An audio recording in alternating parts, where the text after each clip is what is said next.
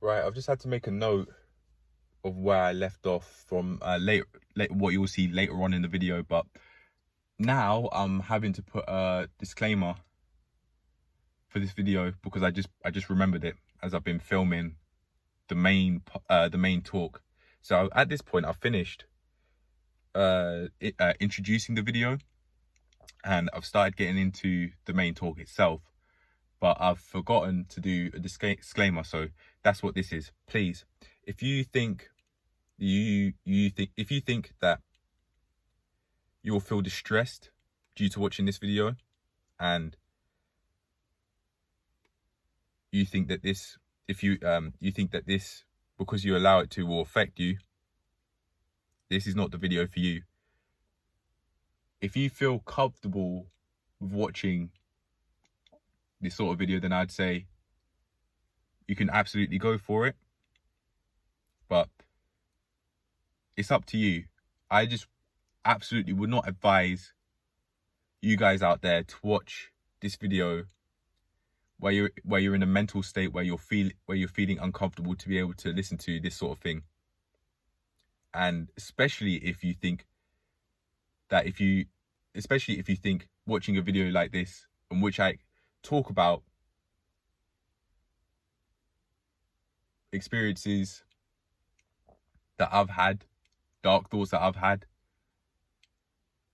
and dark thoughts that I think other people could have, and where it comes from, for example, through rappers that make their music and display homicidal thoughts. If you think that that could affect you in a way you don't want, you think it could distress you, please click off. This absolutely is not the video. This is not the video for you. Just like with all of the other videos, I don't censor. I just allow myself to speak freely. Or if I do censor, it's because of anonymity. I have contradicted myself there.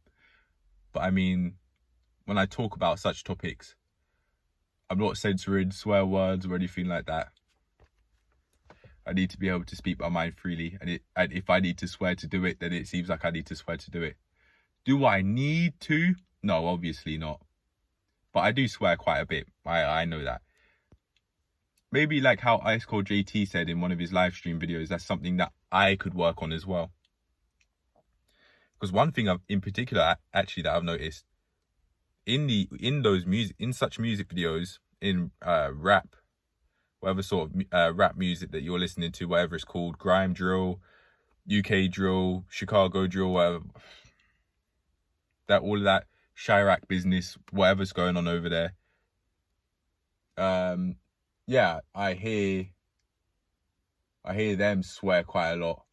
So maybe with that sort of way in mind, with that way of thinking in mind, I could also I may have to set it upon myself to work on that too.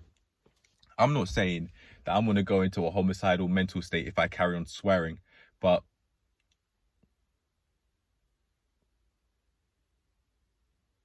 I think cursing like a sailor, that saying, I think people cursing like a sailor could be extremely small foundations to have a homicidal mental state. Which homicidal person is speaking politely and with manners, unless they're speaking to you and they're thinking of making you their victim, and they're just playing the long game, wanting to murder you, having thoughts of murdering you, but speaking to you politely as a part of their plot and plan. I'm not saying every single homicidal person is cursing like a sailor, but it genuinely could be an extremely small part of the foundations to having a homicidal mental state, swearing a lot. So yeah, with that in mind, that is something that I could work on for sure. But again, please, if you think that this video will distress you, this is absolutely not the video for you. Please click off. But anyway, on with the video. This is going to start with me exercising for about a minute or so, and then I get into the introduction, and then from there I'll get into the main talk. All right.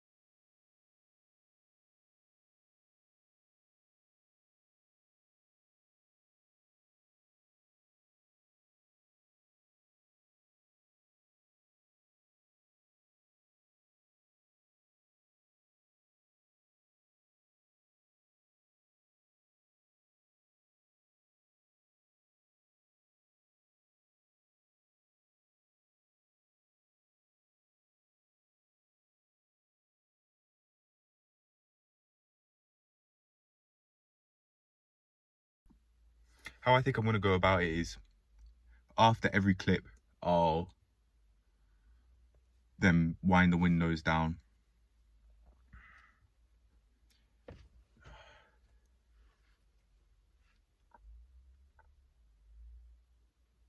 I was going to say, you know what, actually, no, I don't mind. I don't mind saying that. Look at, oh, wait, hold on. Can you see that? Yeah, there you go. That's what I'd use to wind down the windows with. It's not one of the really old school ones that are about as old as me, where you could wind the window down, where you wind the window down manually. No, it's just pressing the button. I think which is pretty new school, I think. That's like the in thing, the trends.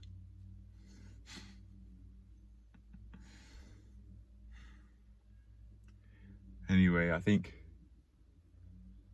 it's time to stop joking around and actually really get into this video. So let's do it. I'm gonna make a timestamp from this point onwards, because actually no, I won't. I'll do it later on. Just simply because I remember that there are a few things that I want to let you guys know of before getting into the video, just for the sake of documenting some history. So here it goes. First of all, let's talk about YouTube usage. So even though I haven't been watching YouTube a lot, no, that's not true. For the past few days or so, I haven't watched a YouTube video at all, really. The furthest I've gone is scroll on the feed, on a YouTube feed, screenshot a photo from a Carl Nilo community post talking about saying him saying in 6 months time you can be in a improved place mentally, spiritually and financially. I screenshotted that again, because when I screenshotted it the first time, it was in black and white because I had it on the grayscale filter. I don't actually now, it's in color now, but when I'm done, I'll put it back on grayscale. I don't remember why I actually turned it off color. Why I turned it off grayscale and went to color. I think it was because I was taking a photo for my for the breakfast, hence I turned the color on. Anyway, yeah, as I was saying, I turned it on either for today's breakfast photo or to be able to record my MyFitnessPal stats of the breakfast in color, and then I didn't go back to grayscale or black and white. So that's that. So yeah, as I was saying, with the YouTube usage, I haven't watched a YouTube video in quite a few days, but again, the furthest I've gone is scroll down the feed, and I in fact clicked on my day 89 video to look at the Money May comment that one of the comments Money May made, his very first one that he made, saying that it's only a matter of time until the masses notice you. I just used that, I think, just as a short spurt of external motivation, seeing as it came from him and not me. He's the one that said that, not me.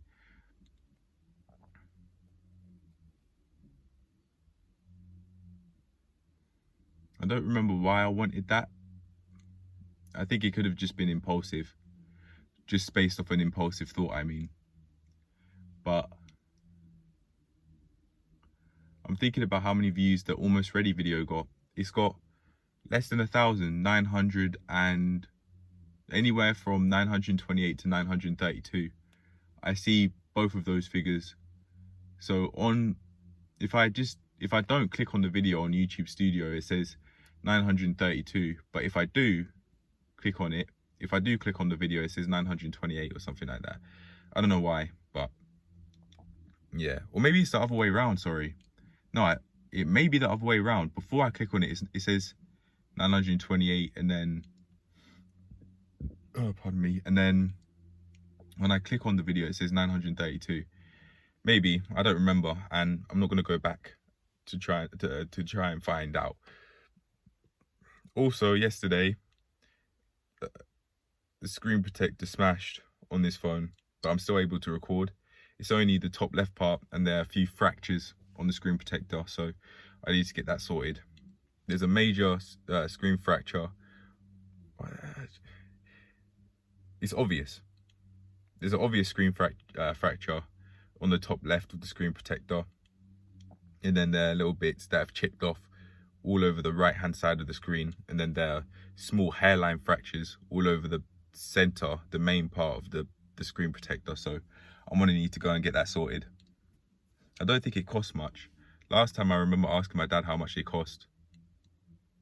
He said it cost £10. That was years ago, I think, though. Yeah, probably at least 2 years ago, maybe even 3 to 4 years ago. But yes. So I keep on bringing up YouTube for this main point. I said, I don't remember which day, but it was very recently, I made the 2-part serious video, which was about me solving the YouTube addiction that I've created for good this time. And I'd say I've made significant major progress in doing that, because over these past few days, from 112 to 114, which is today, so this is day 3, as far as I'm aware. Yeah, day 3, which I haven't watched a YouTube video, but I have been on YouTube. I have looked at analytics, even though I've told myself that I don't want to look at analytics. I do, just to I've told myself I don't want to look at analytics so that I don't go and get myself, I don't create an addiction from a producer perspective. I don't create a YouTube addiction again from looking at YouTube data and analytics and all that.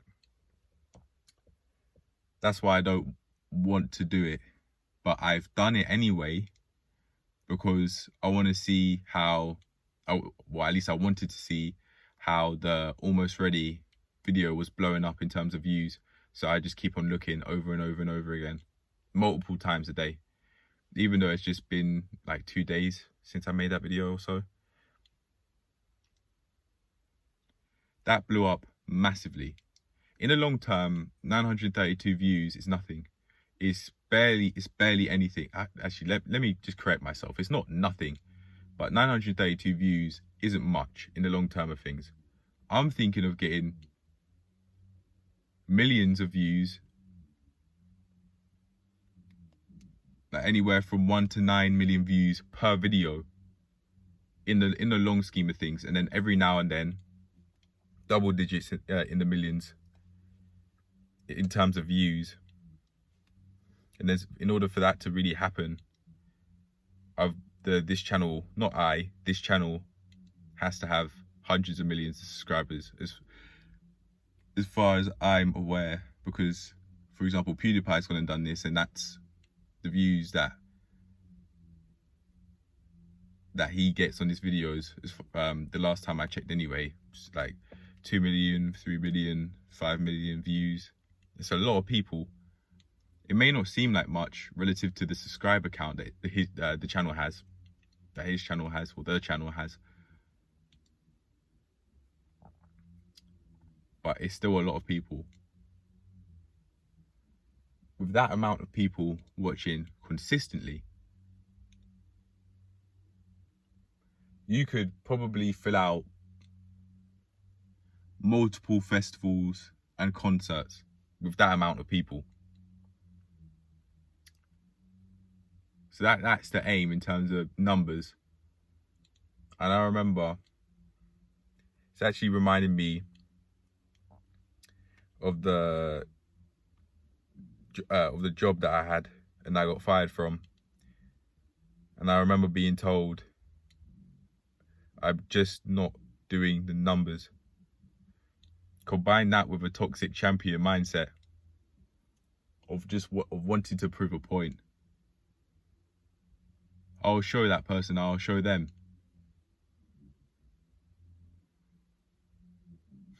What are the odds that they actually, even one of them, actually see this that I've created?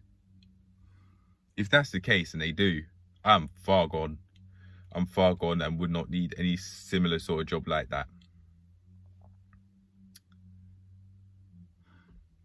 But to get to the point as to why I brought up YouTube usage in the first place, I've brought it up because it's been a few days since I've watched a YouTube video. Now, because of that, I'm now stimulating my mind in other ways. So last night, I would do that through music, through listening to the Future Mask Off intro and outro over and over and over and over again. And then I go on SoundCloud to listen to some of the instrumentals I made that I have on there. I have some old instrumentals, and I think they're all fast and aggressive, except the odd few. Basically every single one of them, except the odd few again. And that actually ties in to the main topic of the video, which is the homicidal thoughts of a gangster. But I think that making that because I was listening to music that was similar to what I was creating, it sounded like that. I was just basically mimicking what I was digesting. Very basically, I think that was what was going on with that sort of music. But I think now that I'm on the way, every single day I'm on the way to making a lot of money. Every single day I'm on the way to making 9 figures worth of cash. Earning 9 figures worth of cash. That's the aim. When I say that, I don't mean right now, but I mean in the long term. That's where the money's heading. And if I want my financial status to become a billionaire, then fine. But that is as far as I'm concerned where I'm heading. And just like how I'm getting in shape and I see that as a prophecy, I also see this as a prophecy from now on. I'm seeing it as a prophecy from now on, now that I think about it. Not just something that can happen, but something that is certain to happen, because I'm putting in the efforts for that to be the case. But anyway, I was saying I'm now starting to find different ways to be able to stimulate my mind, because it's like in terms of mental withdrawals, I now understand. It's like my mind now understands me. It's like my mind now understands that, okay, yeah, we can't cope on mindlessly consuming YouTube anymore. That's just not happening. So we've got to use the mental energy that we do have elsewhere. And because until yesterday, I didn't question how I was doing it. I didn't understand, okay. Well, I didn't consciously understand, okay. Now that I'm not doing that, we can use this time that I would otherwise be using on mindlessly consuming YouTube into something that I consider constructive, such as reading, such as writing up that Transform Your Life book, such as writing up the journals for not only my YouTube detox, but my eating journal as well. I take pictures of what I eat nowadays, That's what I've been doing for the past couple of days at least. So that's what I do now. But because I'm no longer mindlessly consuming YouTube, I can use the mental energy I do have into taking it that next step further and consistently write in the eating journal that I've made on Microsoft Office OneNote 2007, and I'll eventually edit all of that into a proper book, which every single day, bit by bit, piece by piece, is becoming more of a reality that I'll not only be able to, 1, publish that as an ebook, but 2 and 3, publish that as a paperback and as a hardcover. Every single day, bit by bit and piece by piece, that is the reality that I'm creating for myself. Because I understand that can become a reality for me. And that's what I'm doing. I'm making that a reality for me. Even me saying this and believing what I say is the starting point for me to be able to actually carry on doing that and follow through my actions. I keep on saying, and I'll say it again and again, when you manifest what you want out of life, you have to speak about it in the present tense by saying, I'm on my way to doing this and that. And when you do say these things, your actions have to reaffirm your beliefs so that when you do say them, you believe what you say. So yeah, I actually wanted to use this video, even if it was a little bit, as a place where I can just think about how I want to go about my life, and even if it's slightly, just begin to question how I'm going about it. So I think I'll do that now. I think the way how I'm going about life is improving. I'm not taking it one step at a time, but I'm, in my opinion at least, taking it at a manageable pace. I now live with my parents. I'm 20 years old. I now live with my parents. Job status is unemployed, but every single day, bit by bit and piece by piece, I'm on the way to making that job status self-employed. I don't know how that's going to work with tax and everything, but it seems like I'll have to figure it out.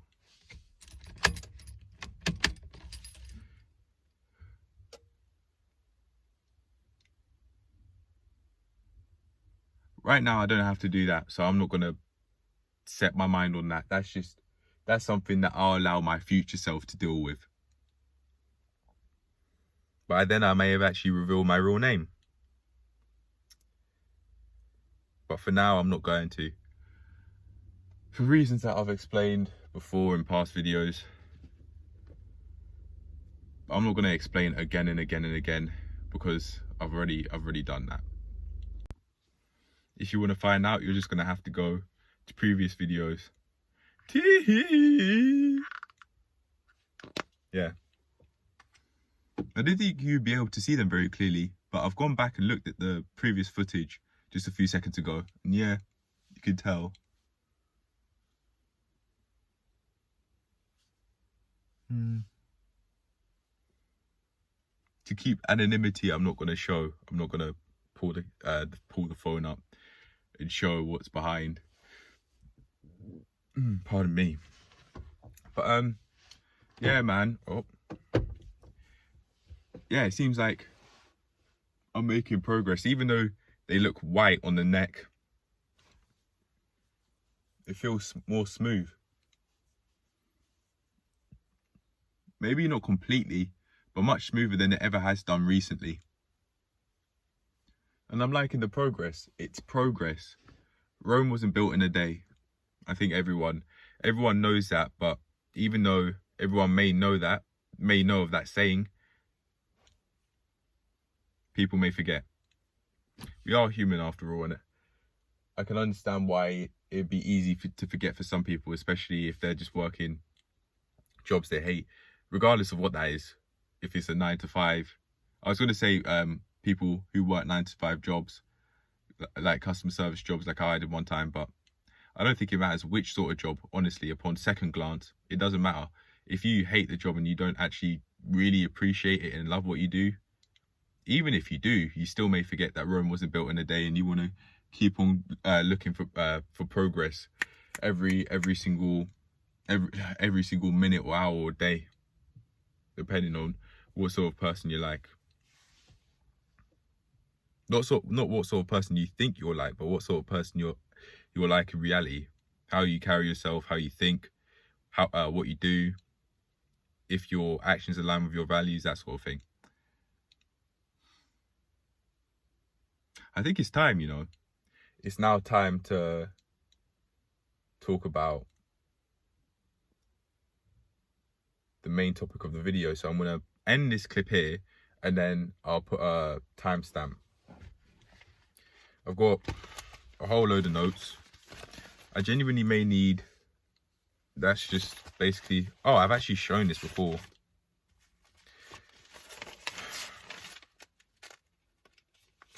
Yeah, I have at least 5 A5 pages on the topic.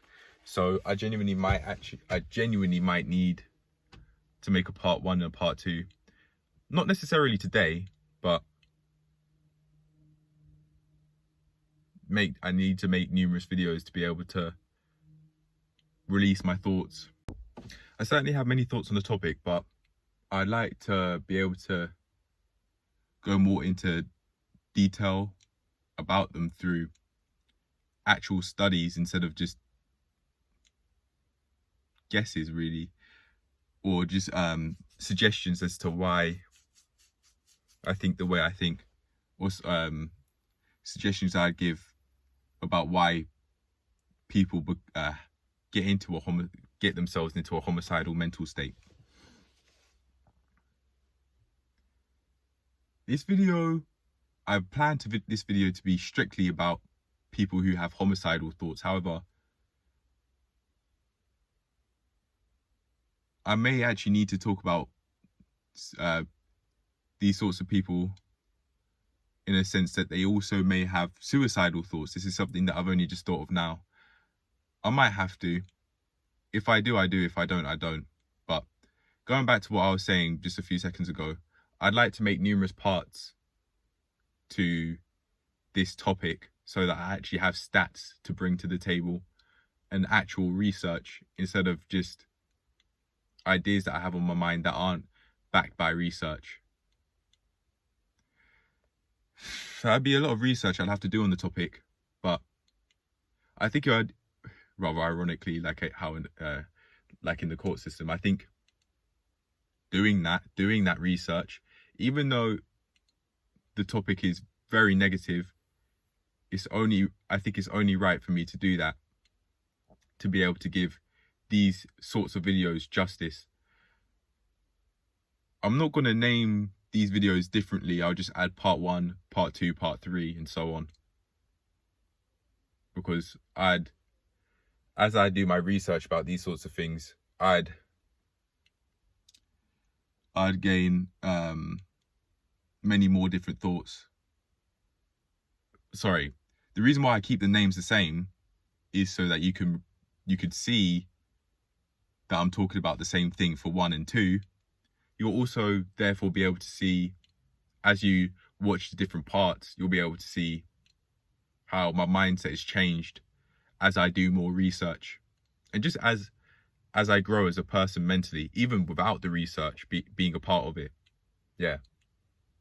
All right, I'm going to end this clip here and then make the timestamp. So the main talk is going to start from now on. I've just been dipping my toes into it right now, but now it's time to get into the nitty-gritty. I've really had to actually create a format for this part 1 on the spot. I can improve the next time I do a video like this in the part 2 and there onwards by actually making a very, well, actually at least drafting a format for how I want to go about this video. But this is actually in itself practice. This part 1 is practice of how I'd format such a video.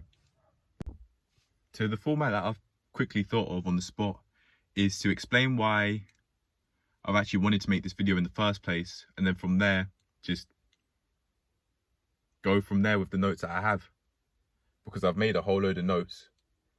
I think it was at least 5 A5 pages worth, which aren't even complete full sentences, meaning that I'd have to further explain than just read what I've written. So yeah, that's how it's going to go, really. I'm going to explain why I want to make this video in the first place, and then from there I'm going to lay down and expand on all of the ideas that I've made. But again, this video may this is just not enough. This one video is not enough to talk about this, because it has a very deep place in my heart, or it holds a place in my heart. I don't really know how else I'd say it, both from an emotional and rational perspectives. This really holds a place in both my mind and my heart. The reason being, I would listen to these types of music. You know, I will actually say which types of music, even though in the past I think I remember being against saying a certain artist's name and a certain artist's track, even though I did it before then, just so that people don't go on it because of me. But I think I'll do it anyway. I'll just go as far as specifying the sorts of music that I'd listen to. So this is very important to me, and I'm making this video in the first place because I've listened to many homicidal thoughts through music that people have made, talking about stabbing and shooting people and gang life, drug dealing, murder, all that sort of stuff. And I'd been doing that for years. I'd say I'd started around 15. I laid down the foundations to be able to do this at 15. And then from there, now that I'm 20, I made absolutely massive improvements.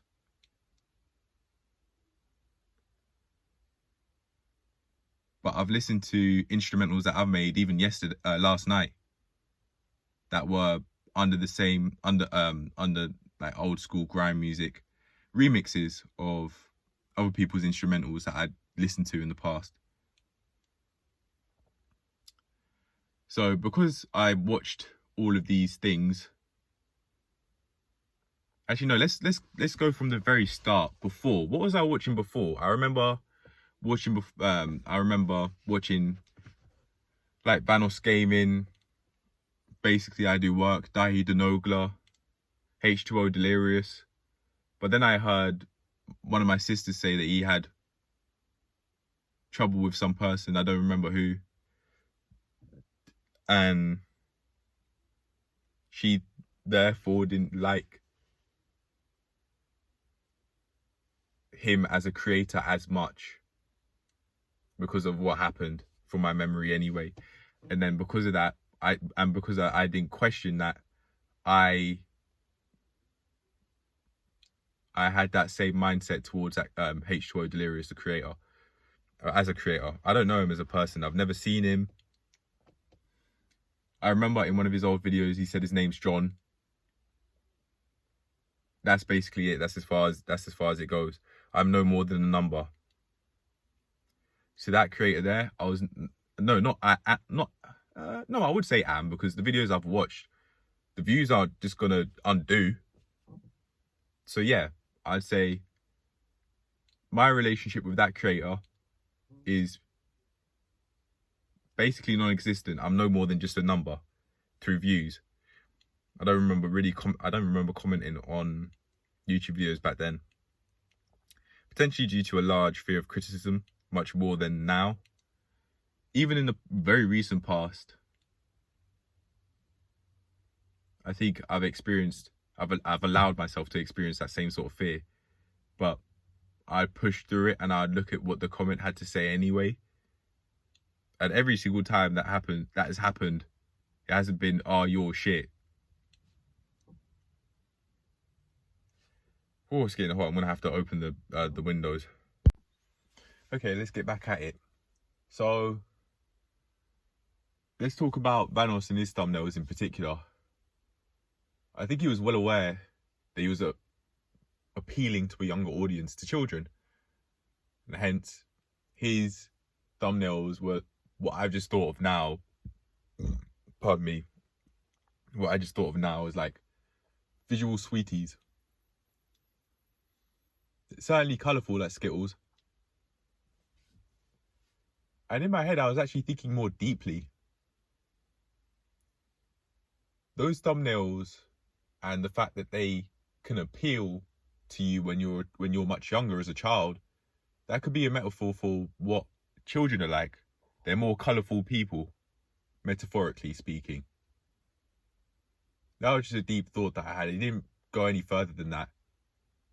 But yeah, children can be very interesting people. They could be really fun to hang out with. They could be, because they haven't built any fears at that age, they can live in a fearless way, which makes them even more metaphorically colourful. I'm using that same word, but what would I actually define that as? Because even right now, I'm currently trying to figure out what I mean completely.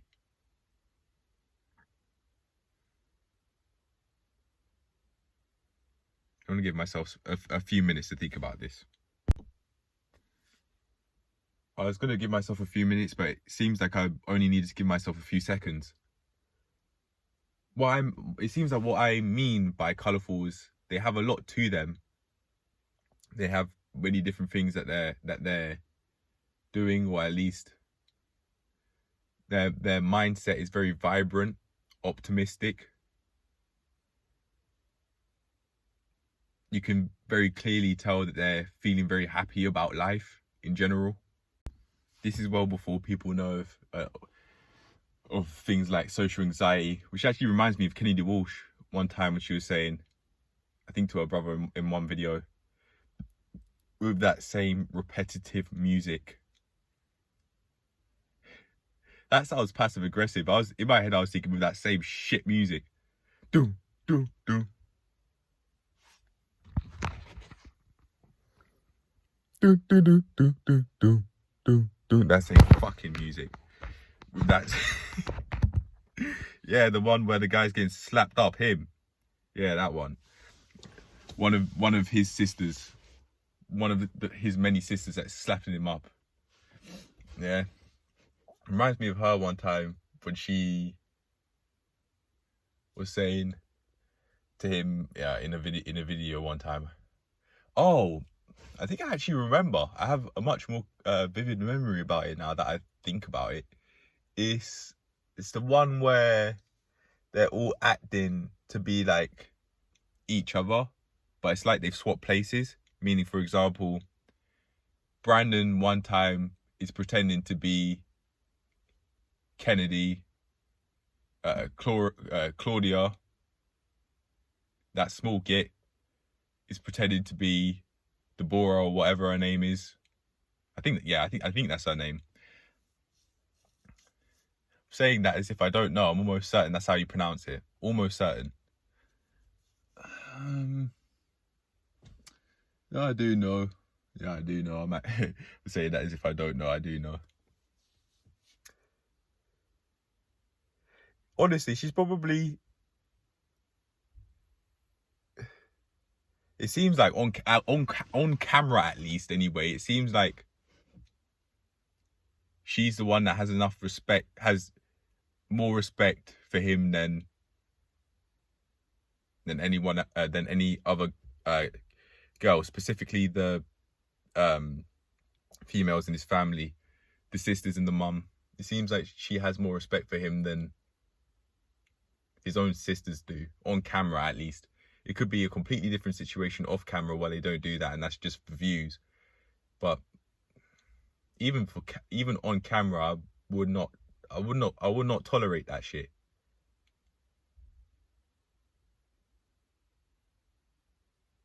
I'd ideally just remove myself from the situation. I have enough self-respect for myself to not just get hit without either removing myself from the situation or hitting them back, so that they get a taste of their own medicine and they understand, they know what they're getting into, that if they carry on doing that, they will get something back. But ideally, I'd much rather just remove myself from that situation.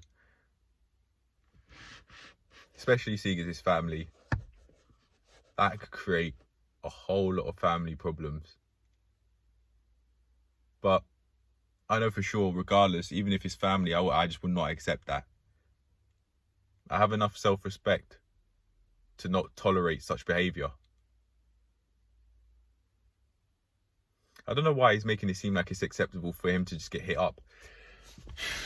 Not even in the DMs. Literally hit up. Slapped up by his sisters. It seems like he could be, maybe they're doing that just no more as a business tactic.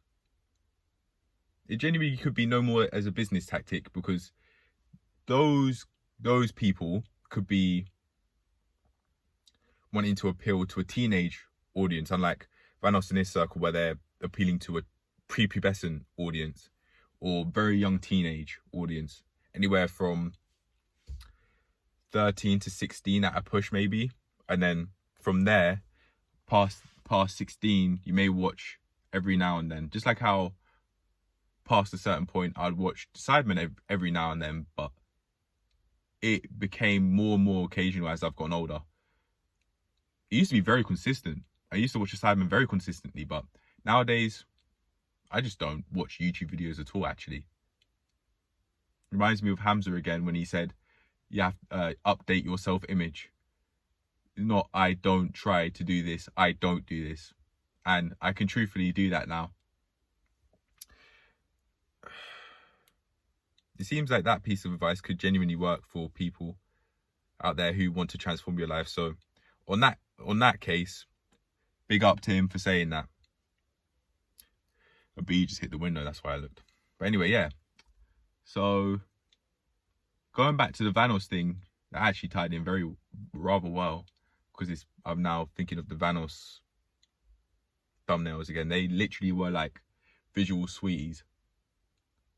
And I remember back then when I was very young, when my age was in the single digits in life, not in real world, not my real world age. I wasn't born then, but in real life, when I was single digits, yeah, I was eating a lot of sweets. I was a chubby kid. Especially, I remember year 7, there was a geography picture. We had a poster, and no, it wasn't a poster. It was a small A5 booklet that we made of just some paper, and then I drew the lines to write on, and on the very front cover, in the center of the booklet, I had the photo of me that was my physique was very, very chubby. But back then, I don't mind that was the case, because I still grew a lot. And now I'm taking care of my health by eating more healthily. So I don't mind that was the case back then. I didn't know any better, and I was much more dependent on my family, my parents especially, to provide me meals to eat than I am now. I can cook for myself now, and I'd be able to completely survive by myself in terms of eating. Right here, right now, I'd be able to survive without them in that regard. But I've got, in that aspect, I've got something. So that means I have more power than I once did. Just in the family dynamic that we have, I have more power in that aspect, because they aren't feeding me as often as they once were. They're not feeding me every single meal. Sure, sometimes I make my own sandwiches. I may put something in the oven. Yeah, but that's not really cooking. You just putting things in, you're just heating up things that have already been made for you. For example, oven chips. When I was very young though, like in terms of real life age, single digits, I wouldn't. And I don't mind that was the case. How can you expect, for example, how can you expect a 7-year-old to know how to cook? You can expect a 7-year-old to be learning how to cook if the parents are teaching. So that, to be fair, you can expect that. But can you expect a 7-year-old to cook salmon to a world-class standard like Gordon Ramsay if whatever he's making is even real? Why say that if the TV show, if the TV show is actually real and he's about what he says he's about? Is he or is he not? I don't give a toss. I don't care. But yeah, I don't mind that I didn't know how to cook when I was single digits. Just to clear up, by real life age, I mean the fact I'm 20 years old. By real world age, I mean when I've started to actually do right by myself. And I believe I started to do right by myself not when I was 16, when I got rid of my porn addiction, no, but when I started to do right by myself more consistently, when I was around age 18, by reading those self-improvement books. I said that is when I was born into the real world. And because that was when I started to do right by myself. Yeah, I did right by myself at 16 by undoing my porn addiction, yeah. But that was only that one thing. And there were so many other things that I needed to work through, which I didn't work through at that time. Because I didn't have an outlet that let me try that again. I didn't have outlets. I've always had YouTube. I've always had phones from a certain point. Maybe since I was prepubescent, I've always had a phone to be able to record videos on. I always have, but I wasn't using that as an outlet. I didn't even see that as an option back then. That did not cross my mind that I could use YouTube as a place where I could just release my thoughts. That said though, I don't mind because if I had done it at that point in time, I could have been saying some fucking crazy things. I could have been saying some very crazy things that I wouldn't want to be on the internet. But now I'm in a position where I really don't think that that's going to be the case. Sometimes I may question every now and then, but I don't think I'd question it like how I would have back then, especially if I was saying the same things like how I was years ago, but I had the same mindset I do now. If that were the case, I don't think I'd be in a place where I feel comfortable uploading what I'd create, because I genuinely could have been, in my opinion, if I had the same mindset I do now, but was saying the same things out loud that I was back then, I genuinely think I could have been saying some fucking crazy things. So I feel happy that I didn't upload videos at that time, even though doing so at this point in time, at this point in my life, has drastically helped me. Could I have made this same progress back then if I made videos consistently? Maybe, yeah. But things certainly would have gone a lot differently. A lot differently. I don't know how, but things would have gone a lot differently. Maybe in a way that I'd prefer, for the better, or in a way that I really don't like, for the worse. Maybe not. But those, going back to that Vanos stuff again, sorry. This was before, that was the main part that I really remember watching. I remember watching a lot of Dash EXP and Teeping Dell too. I've had to pause and actually remind myself why the hell I'm talking about this in this video to begin with. But just to make it clear to all of us, including myself, the reason why I'm talking about these things is to give you an idea of what I was watching before I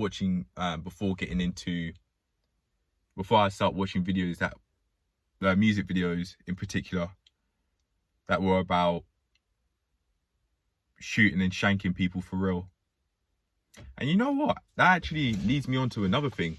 I remember watching videos about GTA, like San Andreas, GTA 3, Liberty City Stories, GTA 4 as well, for example, even though I got that later as a teen.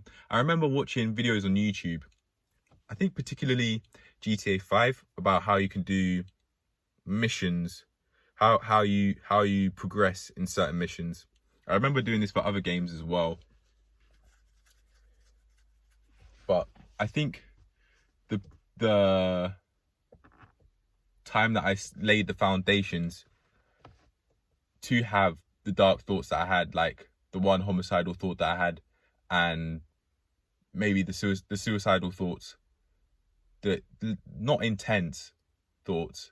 They weren't intense, but they were there anyway. They were there regardless. They were there. I thought them. I had those thoughts. Did I act on them at all? No. But I had them, and hence I made that Day 82 serious video. Oh, I'm starting to sweat now, you can see it. But yeah, this is just, I'm giving you what I would watch and what I would do that led me to that place. And from there, I'm going to lay down all the thoughts that I've had for why other people could have such homicidal thoughts. Maybe towards their family and towards other people, or maybe just towards other people that aren't family.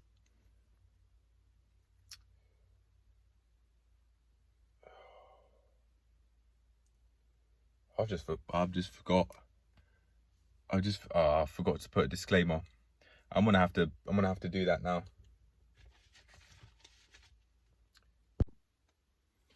Surprise, surprise, this is well before when people know of social anxiety. As a child, the closest you may ever come to knowing of this sort of word, unless you're told about it a lot, unless, like, for example, your parents are therapists and they talk to you about this quite a bit, even as a child, then you may know of things like social anxiety and all those sorts of things. But I'd say for the kids on average, they probably don't know about those sorts of things. Maybe even fully grown adults may not know about things like social anxiety. And it seems like in this case, ignorance to that sort of stuff is bliss.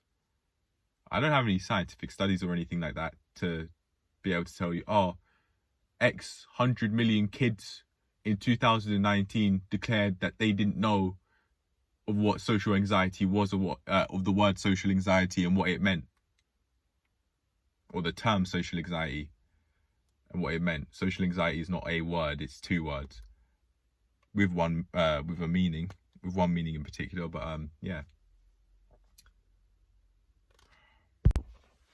Okay, getting back to it. So I was talking about the sort of content that I'd watch. So I spoke about Vanos and the content creators that he worked with, like I'm Wildcat, Dai Denogla. I genuinely think watching those sorts of videos, along with watching videos about how do you progress in X mission in GTA, which I haven't yet spoken of as far as I'm aware, I think this was the foundation for me to have that one homicidal thought that I did. This was the foundation. By doing these things and also playing those Call of Duty games, those shooter games, GTA games, in which shooting people was just normal. Seeing people's heads splatter all over the floor is normal, and them falling face first because you just shot them in the back of the head. All of this was normalized, and it's been normalized for quite a while now. I don't know for how long, maybe for just a couple decades since the 90s. I don't really know, and I don't think I have the right to really speak on that in particular because I haven't gone and done my research. I'm not in a place where I could freely talk about that and say, oh, I started during this time or during this year or this era. No, I don't think I can really speak about that. Not necessarily that I don't have the right to. Freedom of speech, motherfucker. But I'm just saying, I don't think I'm in a place yet where I could comfortably speak about when I think homicidal thoughts were starting to become normalized. If I were to just make a guess right now, I could argue the 90s, when rap started to become more aggressive, where they start talking about shooting people and shit. And then in the UK scene, that was the same. That started to happen, I think. I haven't really listened to any music in the 90s from the UK that's rap. Maybe I remember one video from one YouTube channel in particular, which I'm not going to name. But that was it really, in terms of any potential 90s UK rap that I've listened to from my memory anyway. And then from there, started to get even more aggressive through both the UK and US scene. The raps were basically still the same in the US, and then it became more aggressive through garage music and grime music, where it was just full on talk about I'll shoot you and shank you. There was the very odd case in which this wasn't the case, but it started to happen more and more after that time, I think. But that's just me giving more of a guess, because I'm purposefully not giving examples of this, because I don't want people, because of me, going to watch these sorts of videos and then they get sucked into the YouTube rabbit hole, and then they listen to these homicidal thoughts without questioning them and think, what the fuck is this? But I think, yeah, for me, anecdotally, I think that's where it started, where all of potentially the resentment that I built for my family, that's where it started, without even realizing it. And the changes were very, very small. They only started becoming noticeable years later, when I was no longer a prepubescent and I was an adolescent, in which I was starting to think, oh, where I live's fucking shit. I haven't been out in how long? Oh, this is the first time I'm going out to X area. Fuck this place I live in. It's a shithole. Yeah.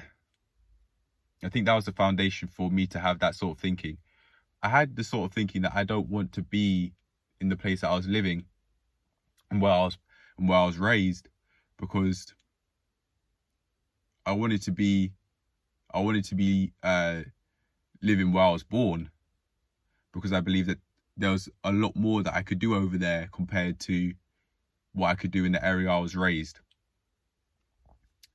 For that reason,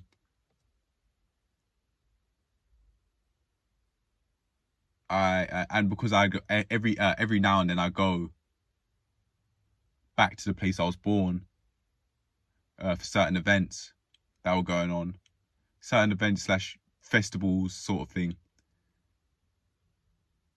I say I really wanted to come back. I'd even force myself to say the slang, like how people where I'm born speak. Because when I was saying that I really wanted to go back, I meant it. And I did. During uni time, in fact. I did. And now I'm in a place where I've been there, done that. And now I'd say I'm not in a place where I feel so desperate to want to go back. Not because I dislike where I was born, but because it's not, in my opinion, all that I made it out to be. Even though there absolutely, for sure, are many places to go, many things that I could do, for sure. There absolutely are. But I don't obsess over it like how I did when I was a teenager. I'd go on Google Maps, I'd go back to the place I was born over and over and over again. Not necessarily every day, but it was very often.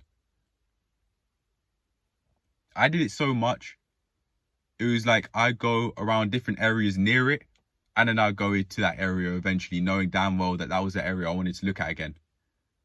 I built an obsession with wanting to go back. I'd say I genuinely built an obsession because I really wanted to go, and it was like I wanted to go so much. I didn't want to go back to the level that I wanted to and that I built in my mind. And then from there, as a prepubescent, when I was starting to have these sorts of thoughts that I would much rather be in the place I'm born than where I was being raised. Combine that with the fact that I'm taking part in playing games in which people's heads are getting splattered, guts are being shot out in both Call of Duty and GTA. One thing led to another, and then I started to listen to grime music. When I was very, very young, as a prepubescent, I remember listening to Pete Rock and CL Smooth, They Reminisce Over You, over and over and over and over again. There's this one chick in year 7 that I fancied, that when I saw her, I'd think of that tune because I liked it so much. I don't actually know why I fancied her to begin with. Maybe it was because I thought that she had a nice looking face. White chick, black hair. Could have been mid-long. Or maybe just about like to her shoulders. Sometimes she'd wear it in a ponytail, or sometimes, no, I don't remember her wearing it in a bun. Maybe sometimes it was just she'd let it loose, and maybe sometimes she'd wear it in a ponytail. But now, recently, I've seen her maybe like months ago, no more than a stranger. Sometimes that's just how things turn out. But back then, during that same time, what other sort of music would I listen to?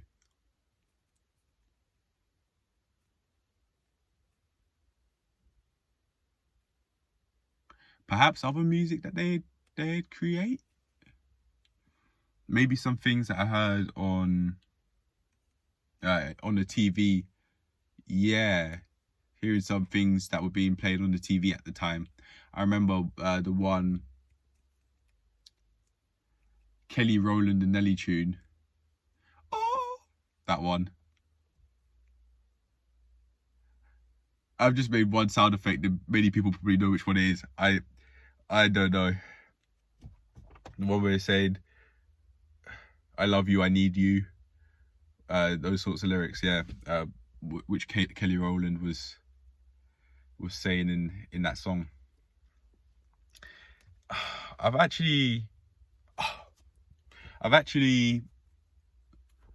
came up with a video idea quite a while ago about that sort of music, like love songs and that.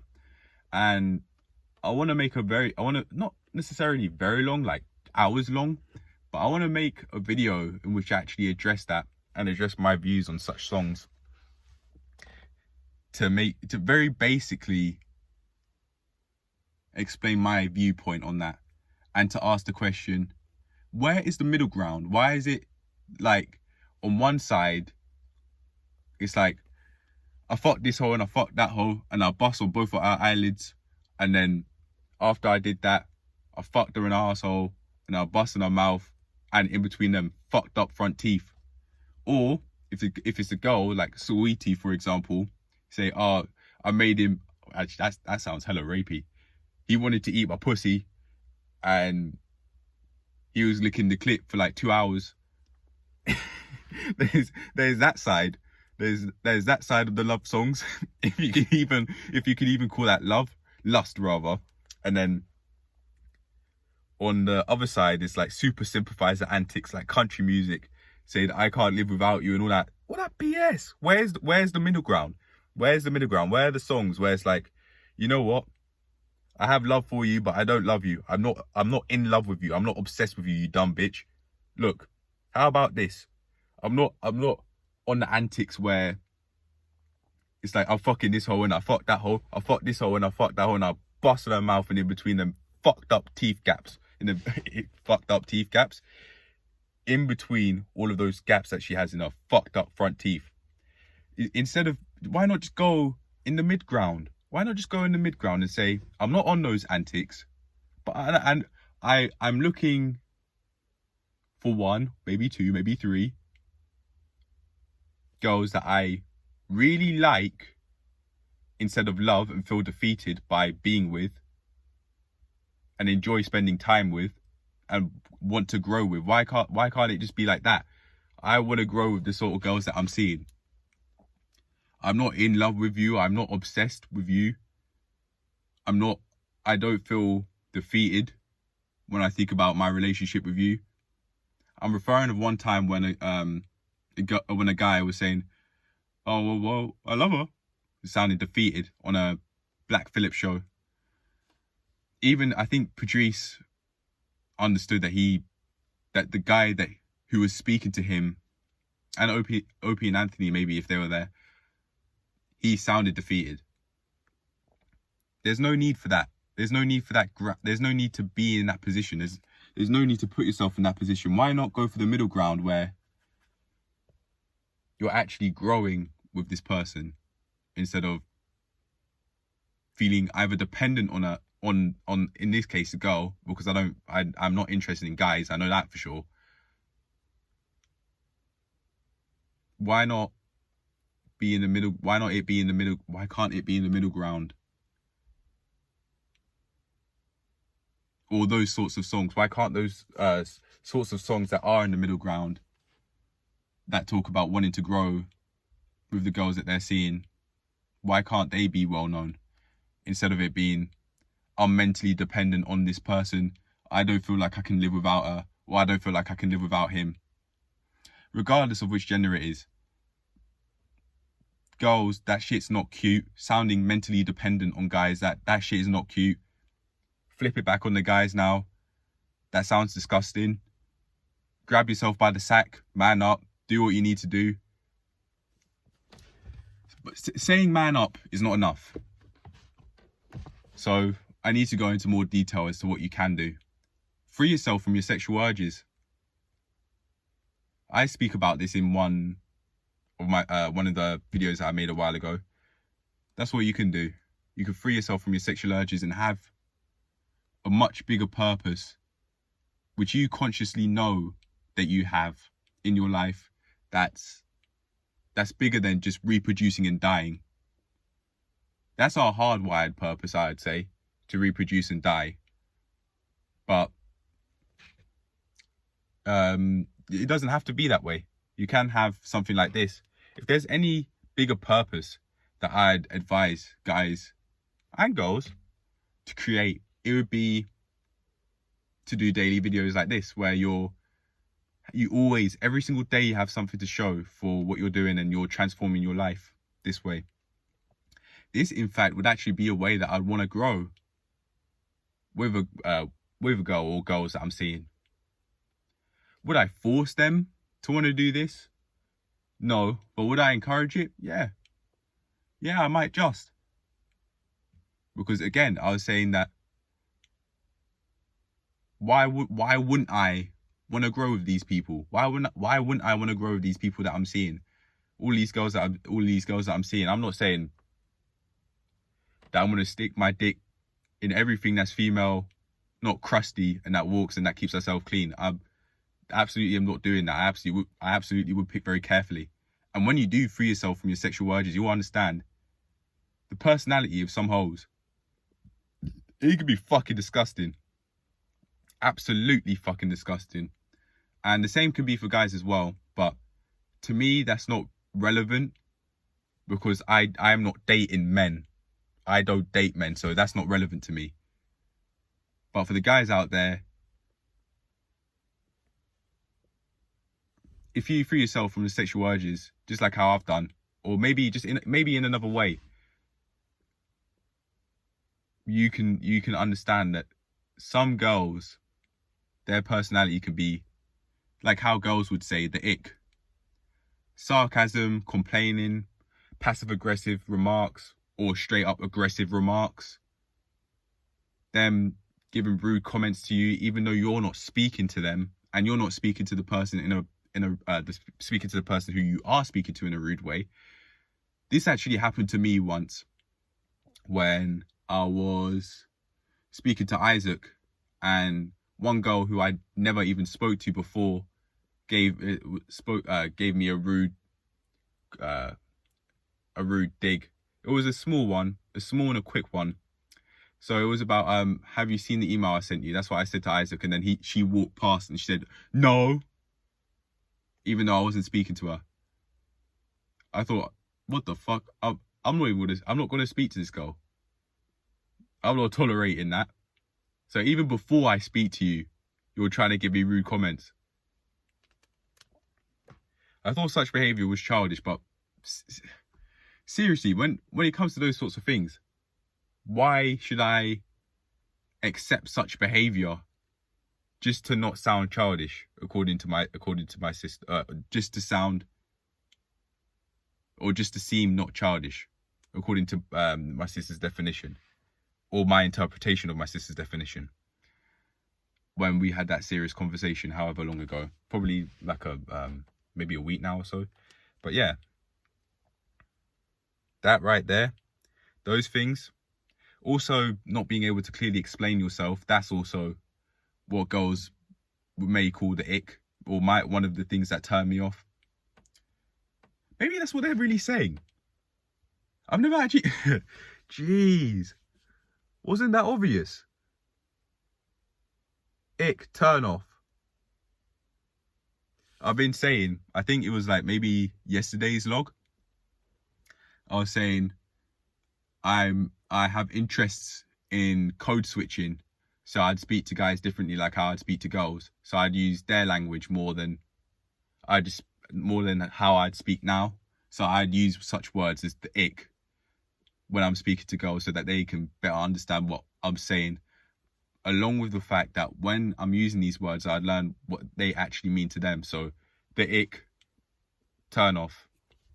So learning it like a foreign language, learning womanese, like how Donovan Sharp would say, or has said in the past, and has made a course about, apparently, as like a foreign language.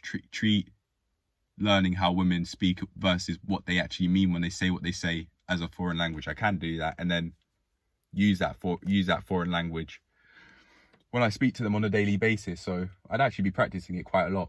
It being womanese, it seems. Yeah.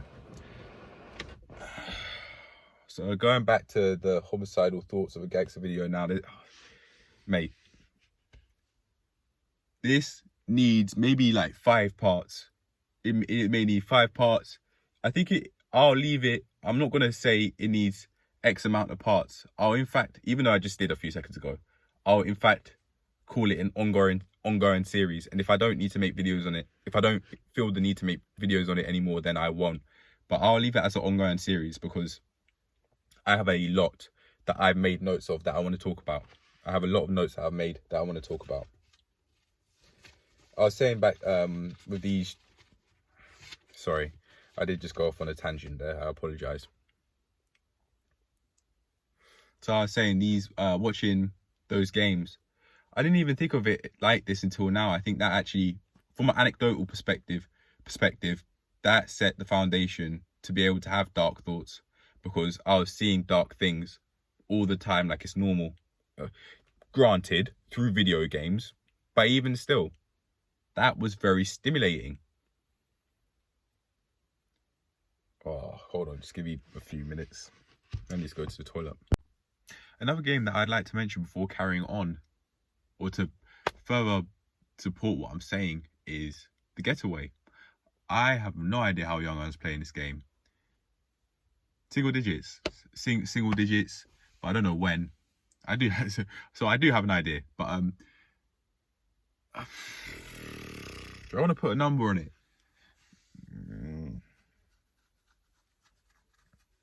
9 years old minimum.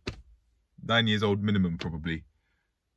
I remember having a save of GTA San Andreas for sure, 28th of February 2011, and on the PS2 this is, and I remember having a save of The Getaway around that same time. There were many other games that I was playing other than shooters. These would be predominantly FIFA games, For example, FIFA Street 1, 2, FIFA Street 3 on the Xbox 360. I played this on the white one and also on the one that could hook up to the Kinect, the black one. I think it's called Xbox 360 Lite or something. I don't remember. I want to say the slim version. It wasn't as wide, to be fair.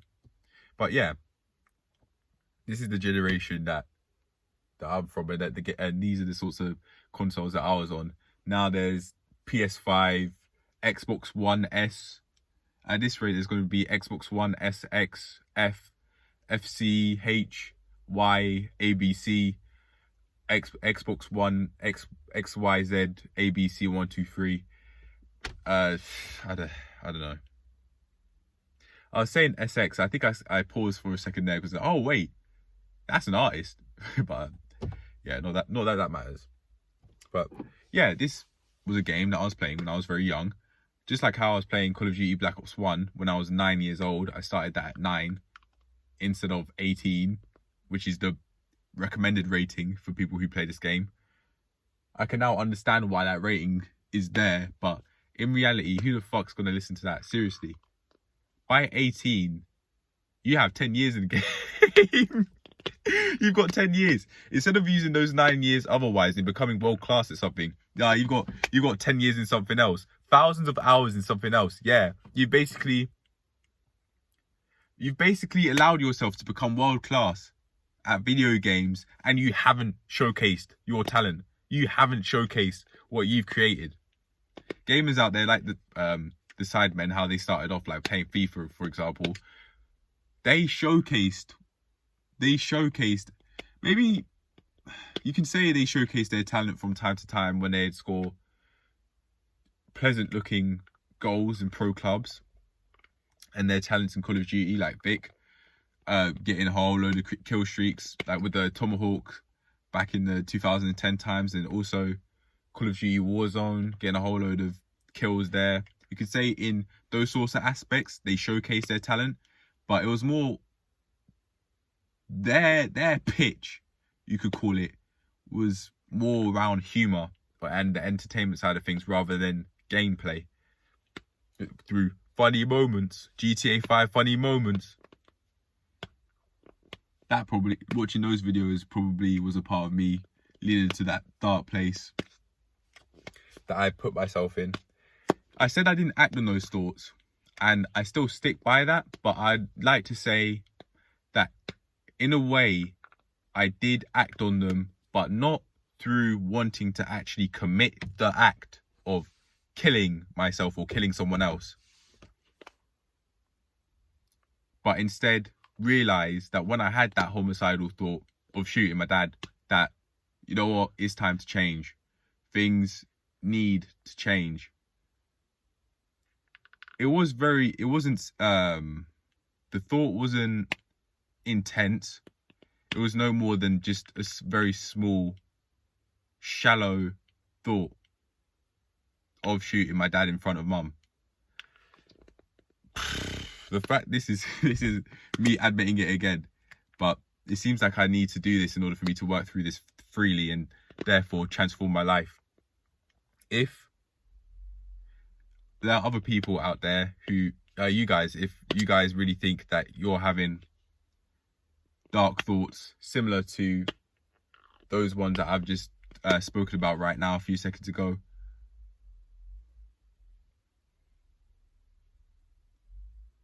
this is your starting point that you can look back at and really appreciate. Not because you enjoy having those thoughts, no, not that, but instead because if you started to improve yourself, go through self-improvement, which is what I advocate, you will understand that this is your starting point. I read deep work, so I wanted to say baseline. It's not. I don't want to use baseline in that word. I'll use it in another way. This is your starting point that you can work off, and once you've worked on yourself for so many years on end, you can actually look back and think, yeah, although I absolutely didn't enjoy having those thoughts, and I don't like that I've had those thoughts. I've come a far way, and I wouldn't be where I am without having those thoughts and without being in that dark place. Sometimes people have to be having those sorts of dark thoughts in order to grow and think, oh shit, what I'm doing is not okay. We need to grow from here. And that homicidal thought has been a part of what's allowed me to do that. I put myself in a position where I thought, things need to change. And guess what? They have now. I had that thought last year, maybe I want to say April time. I don't know why, but it was around early 2021, I'd say, early to mid 2021, maybe anywhere from April to May. If you're wondering what that noise that's been happening in the background is, this me just playing with the Vaseline can. The reason why I have it in the car anyway is just to cream my lips, because they were looking hella dry before I came in the car for the first time. But I'll stop playing with that so that it's easier to concentrate. Some people, it may be easier to concentrate with the noises, but I'll make it easier to concentrate, maybe for most people anyway, without them.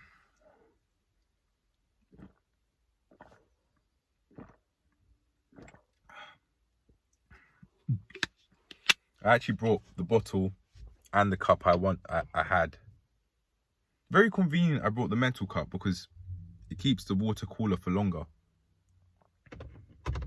because it's being an efficient conductor of lack of heat, cold. So yeah, the getaway, I remember having one snapshot in particular, one visual thought when I was in single digits, of me I don't think it was me watching my sister. No, it was me playing. I think it was me playing that game, but I don't really remember me holding the controller. What I really remember is what's on the screen, as if my eyes were like an Elgato device just recording what's on the screen. I remember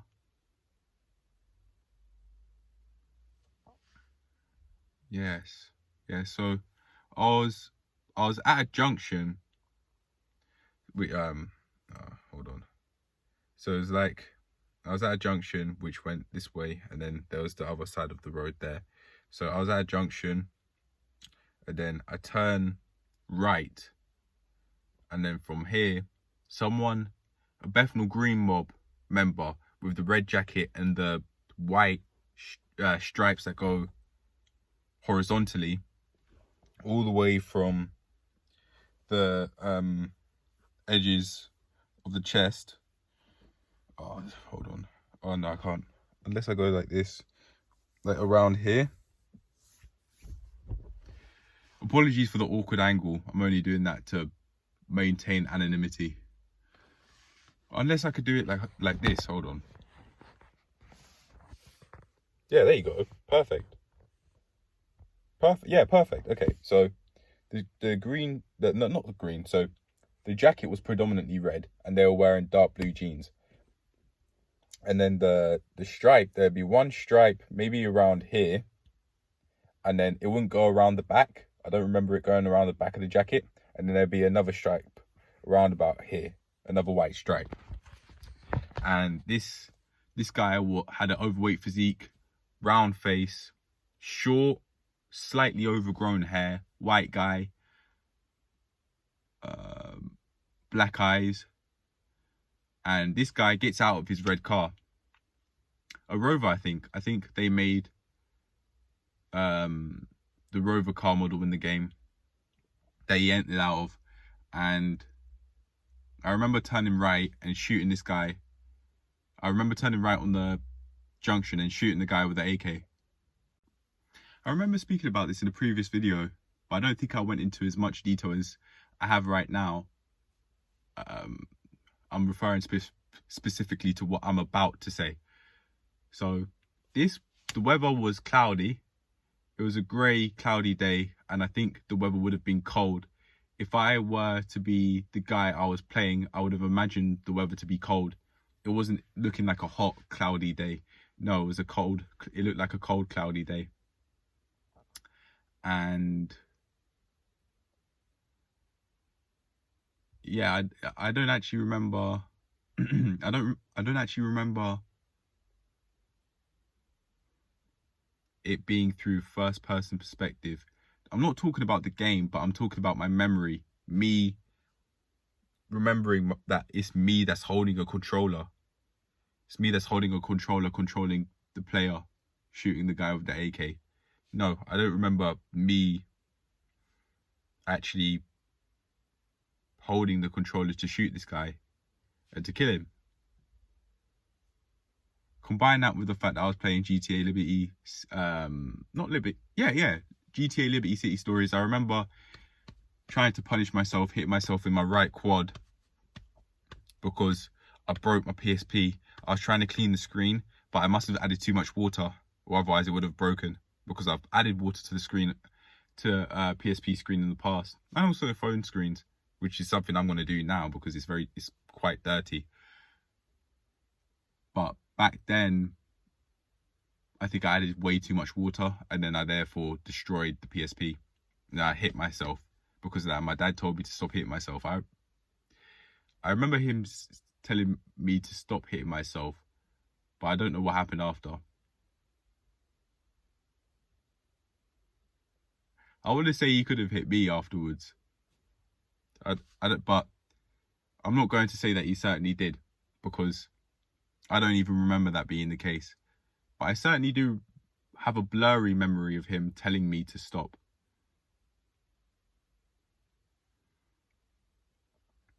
But that's as far as it went.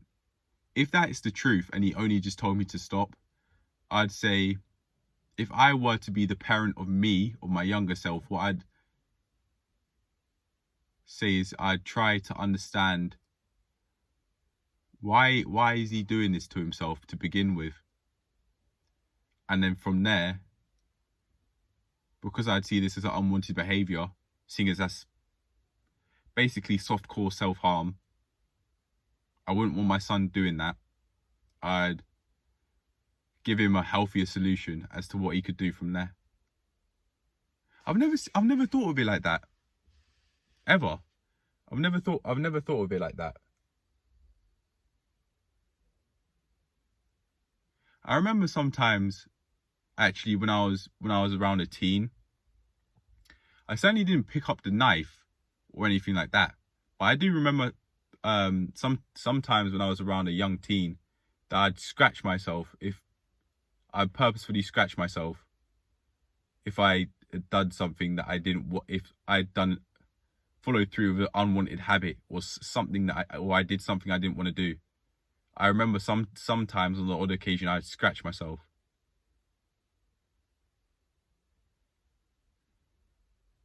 I don't know where that behaviour came from.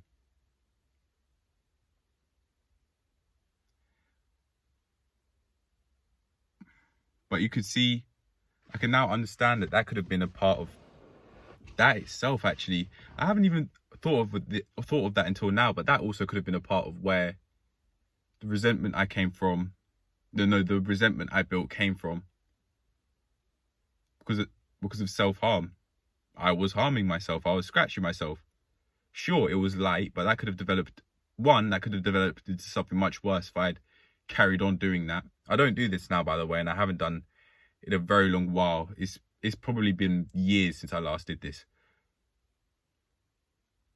But now that I've said it and I've reminded myself of this, as far as I'm concerned, it's a part of the story that needs to be told, to give my anecdotal perspective on having dark thoughts, like homicidal thoughts, for example, seeing as I've had one.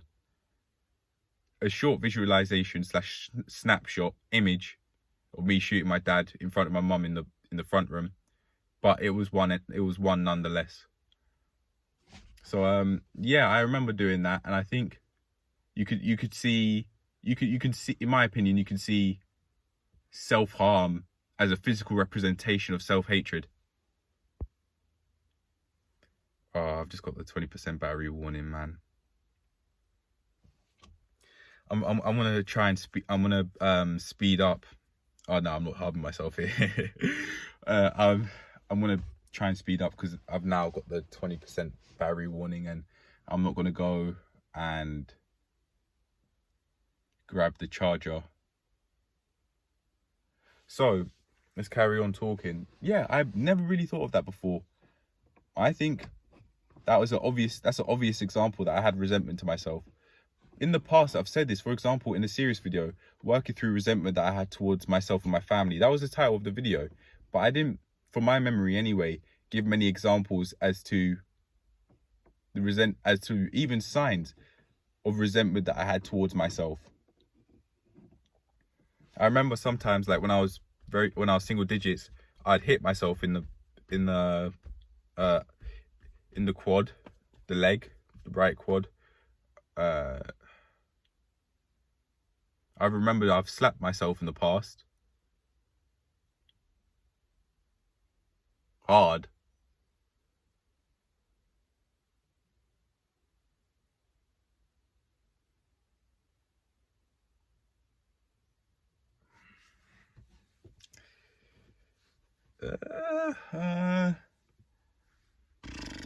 Scratching.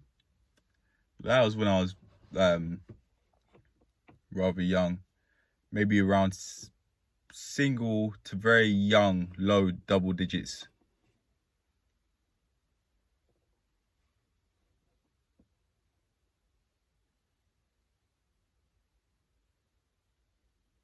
Yeah, damn.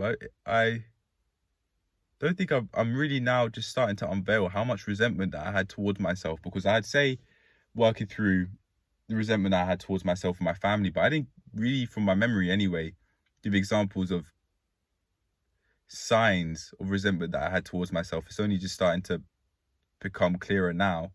Yeah, I've scratched myself in the past. I've slapped myself in the past. I've hit myself on the leg with my hands like this in the past.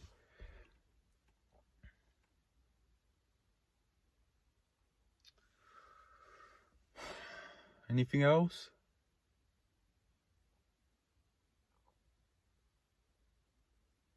Where could I have got this from? I think if there's any answer, it could have been within the serious conversation where I've had with one of my sisters, where she would say that at least my dad, and potentially even my mum too, used to beat them.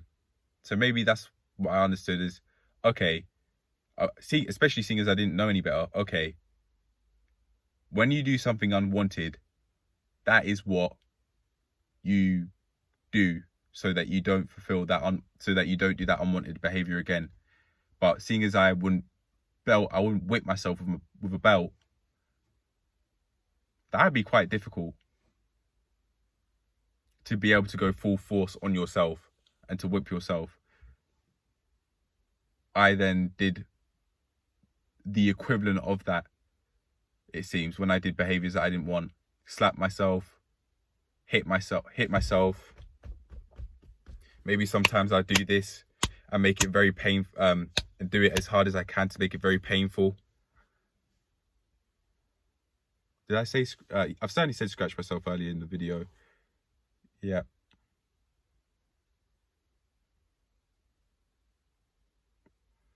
Sometimes my arms, my legs. Sometimes I'd actually scratch myself as well. Not for self-harm, because I did something I didn't want to do, but to write on my body. Not as a tattoo, but doodle on my body. Because when I'd scratch, the skin would get ashy. No, I'm not. I was looking at my left hand, like, do I show them? No, I'm not going to do that. I'm not going to scratch myself. I have enough self-respect to not harm myself. I don't hate myself anymore. I'm really starting to love the person who I'm becoming because of my actions. So I'm not even going to show an example of that. But long story short, sometimes I'd also scratch myself. I sometimes doodle on my body, which would mean that I'd have to scratch myself. And when I would, when I would, the skin would become ashy. And sometimes I'd write words with my skin becoming ashy when I'd scratch it. So there was that as well. Which, even though I didn't do that because I wanted to hurt myself, that is still, as far as I'm concerned, self-harm. You're killing skin cells on your body, and you're making yourself go through physical pain. Light, but still physical pain nonetheless. I didn't think this video would be able to benefit me in this way, but it seems like it has. I've now uncovered more resentment that I had towards myself more than my family. How could I be able to? That makes no sense. How would I be able to live the life that I truly want to live when I hate myself?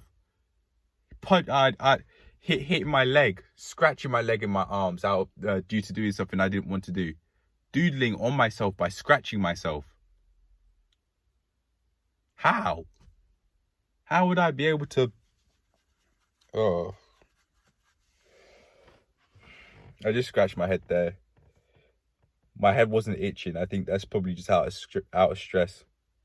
I've done something similar in one time when I was actually working in the customer service job in the closing stages of last year, where I was scratching my head out of stress. I did deal with it more constructively than I have in the past, because I even though I did that and I kept on telling myself that I was feeling stressed in some way, shape or form, even if I used different words to express that, I used it in a more constructive way after getting home through boxing.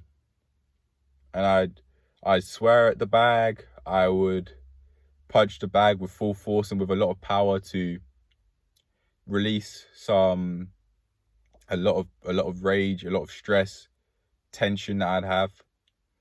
Humans were not built to just be sitting down, just to be taking, oh, you need to do this, you need to do that. No, that's not what we're built for. Where's the fun in that? Where's the growth in that? Hearing people say they don't want to be here. They joke about not wanting to be here. I'm not talking about suicidal thoughts. No, I mean not wanting to be in that place of work and feeling so happy that it's the end of the day, when in reality, for the sake of your own mental well-being and fulfillment in life / peace that you can have with yourself, you've got to love what you do.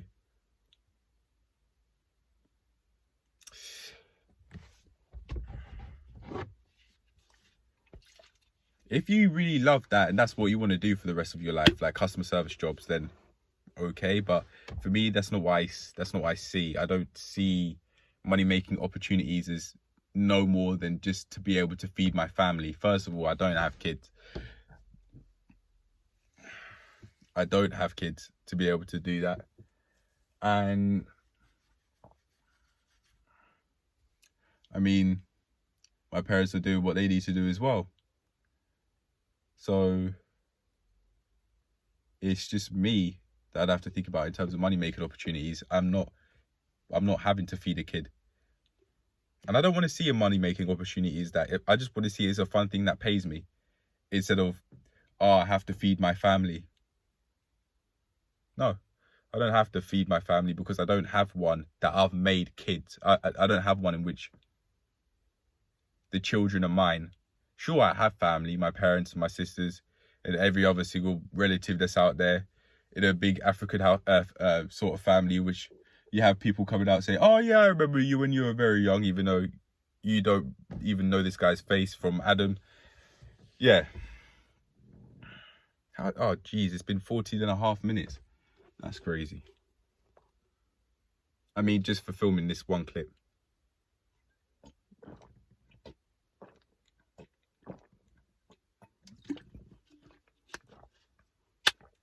As you can tell, I'm feeling very comfortable in this car.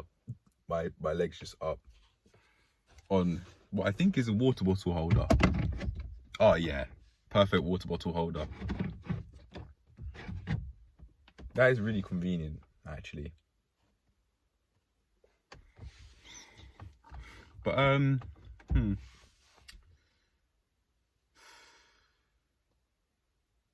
seems like I've been able to use this video to help me uncover more resentment than that I had for myself than I thought I did. Maybe it's because I wasn't doing what I wanted to do. As I was just saying, I try and punish myself instead of saying, okay, how can we grow from this? I had no idea about growth mindset, like how therapy in a nutshell was spoken about. Shout out to her. Shout out to Emma McAdam.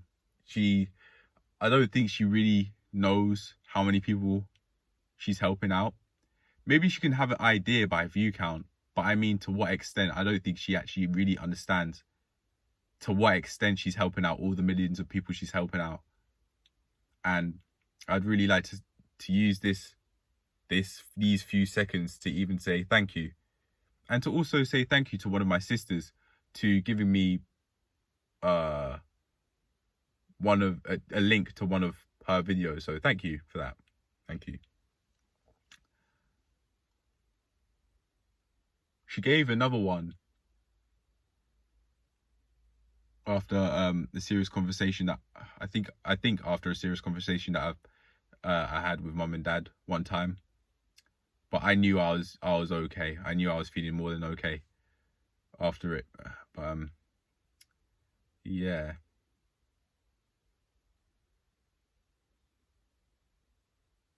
This has made me realize, in my head, I've just been thinking, I hated myself. I fucking hated myself. Which person who has self-respect and self-love indulges in self-harm? Sure, what I was doing was light. I wasn't gripping a knife, and I wasn't slicing my wrists. I wasn't cutting up my arms. No, I didn't do that. I mean, I have enough scars as it is. I broke my wrist when I was... can you see that? Oh, yeah, you can. You can see the scar there. Broke my wrist when I was 10 playing football. I mean, accident in the corridor when I was 7, apparently. I've got, long story short, I've got enough scars as is. I don't need self-harm scars either. And I feel very happy that I don't have any. However, I also feel happy that I've realized that I fucking hate myself.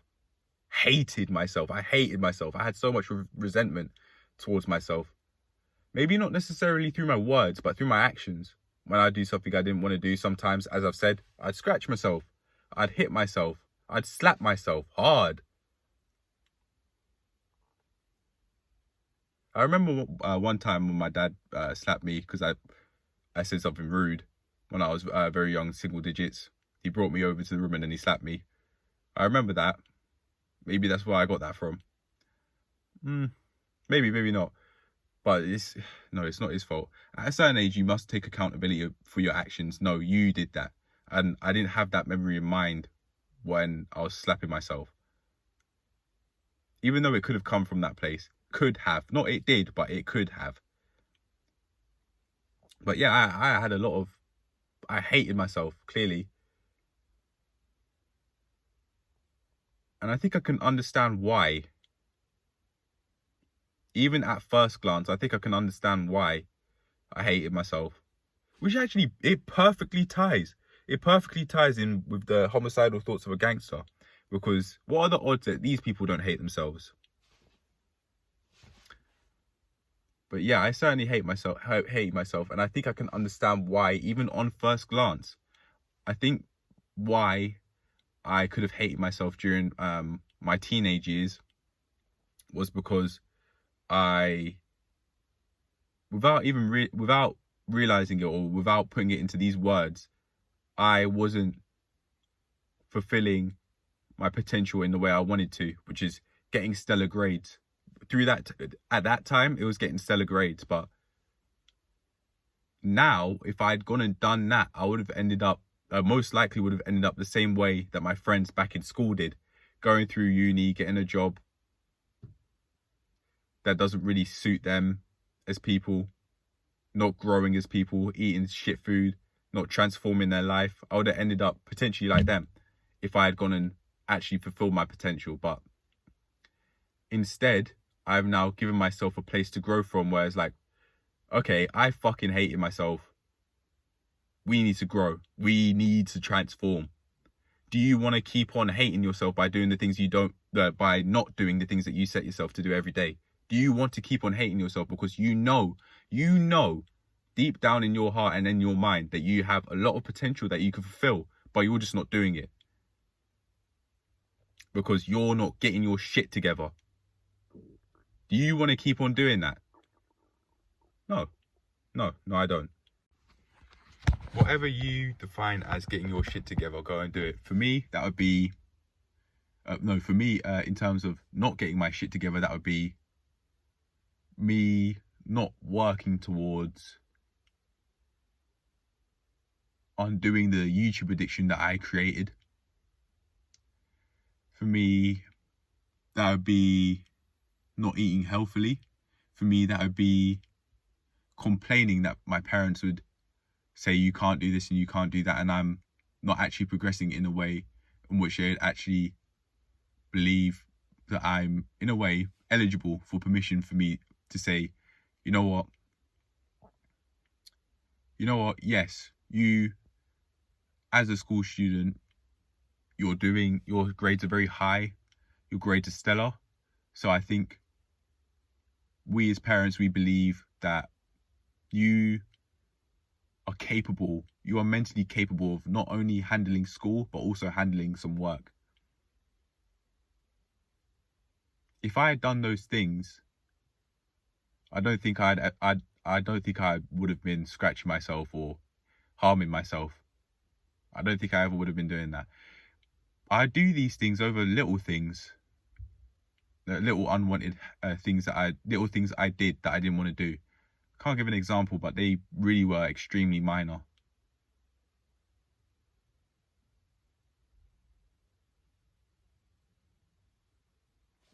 As I'm further talking about this, I may come up with an example, but the first example that I came up with, which I'm not sure is true, was maybe, for example, if I was on the PSP and I was playing World Tour Soccer and I missed a shot, but I don't remember ever doing that. I don't remember ever scratching myself because of that. Usually when I'd scratch myself, it'd be on my forearms, on the top of my forearms. That's why I'd usually do it. But sometimes, maybe on my legs as well, on my quads. No particular place, but just above the kneecap.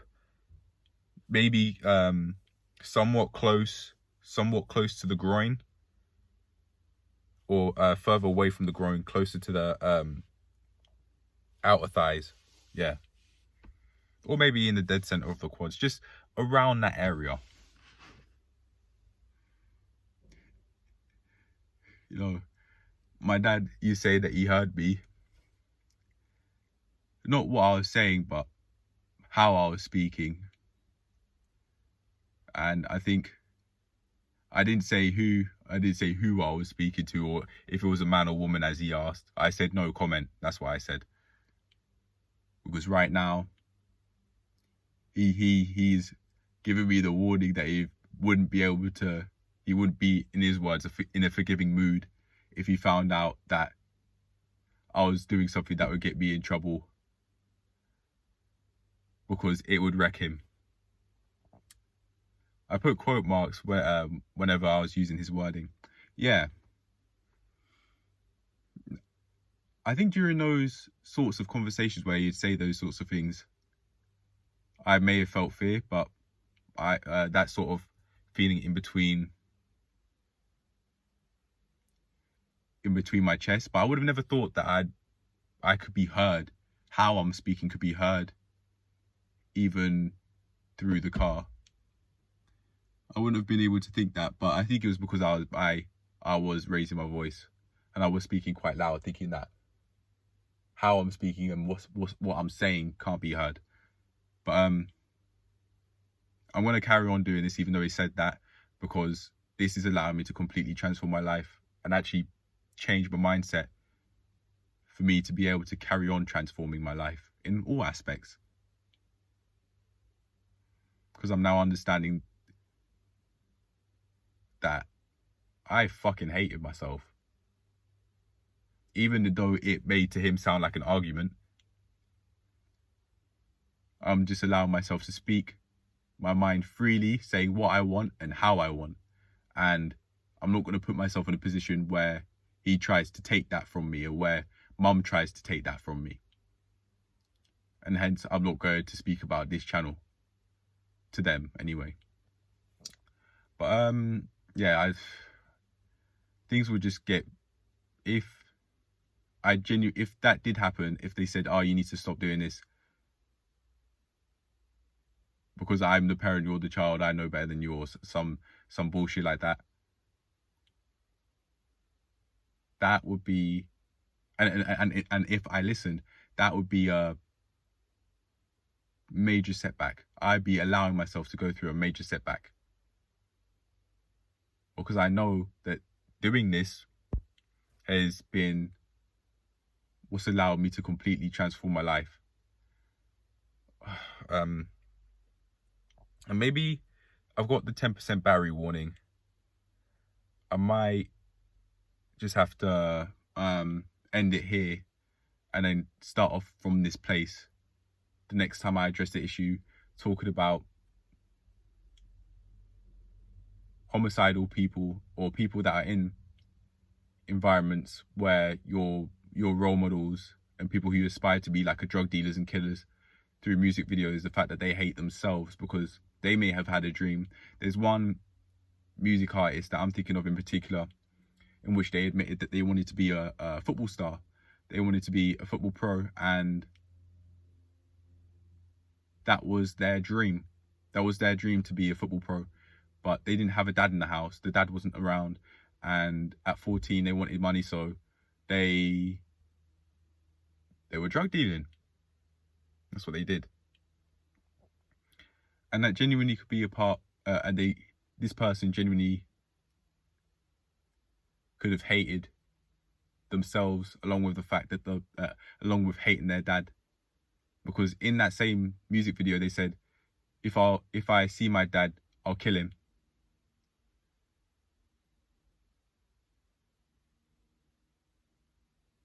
Maybe not using those exact words. He said, I'll put him in the earth. But it's the same thing.